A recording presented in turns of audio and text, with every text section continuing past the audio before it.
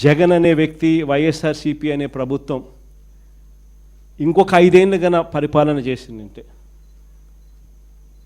నేను చెప్తా ఉన్నా, ప్రతి గవర్నమెంట్ చదువు స్కూల్లో నుంచి వచ్చిన పిల్లాడు, 1వ తరగతి పిల్లోడు 10వ తరగతి, 10 ఏళ్ళ మన హయాం, ఆ పిల్లాడు 10 సంవత్సరానికి పాస్ అయ్యేసరికి ఆ పిల్లోడు ఐబీ సర్టిఫికెట్తో, ఇంగ్లీష్ మీడియం ఐబీ సర్టిఫికెట్తో, నేను సిబిఎస్ఈ గురించి కూడా మాట్లాడడంలా, ఇంగ్లీష్ మీడియంతో ఐబీ సర్టిఫికెట్తో పాస్ అయ్యిండు. అనర్గళంగా 3వ తరగతి నుంచి టోఫుల్ క్లాసులు అటెండ్ అవుతూ అనర్గళంగా వెస్టర్న్ యాక్సెంట్తో, అంటే అమెరికన్ యాక్సెంట్తో అనర్గళంగా ఆ పిల్లోడు మాట్లాడే పరిస్థితి ఉండేది.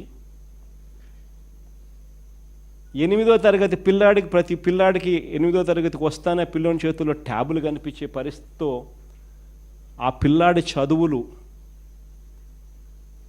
ఐబీ చదువులు, టోఫుల్ పరీక్షల్లో ఉత్తీర్ణత, 8వ తరగతి పిల్లల ట్యాబులతో వాళ్లకు ఏకంగా సాఫ్ట్వేర్ మీద అవగాహన, ఇంటర్నెట్తో వాళ్ళని అనుసంధానము, వీటి అన్నిటితో పాటు సబ్జెక్ట్ టీచర్ కాన్సెప్టు,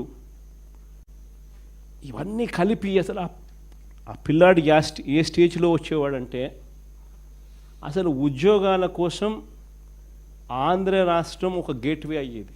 అటువంటి కమ్యూనికేషన్ స్కిల్స్, అటువంటి నాలెడ్జ్ బేస్డ్ ఎడ్యుకేషను ఆంధ్ర రాష్ట్రంలో ప్రతి పేదవాడు, మిడిల్ క్లాస్ ఫ్యామిలీస్కు అందుబాటులోకి వచ్చేది.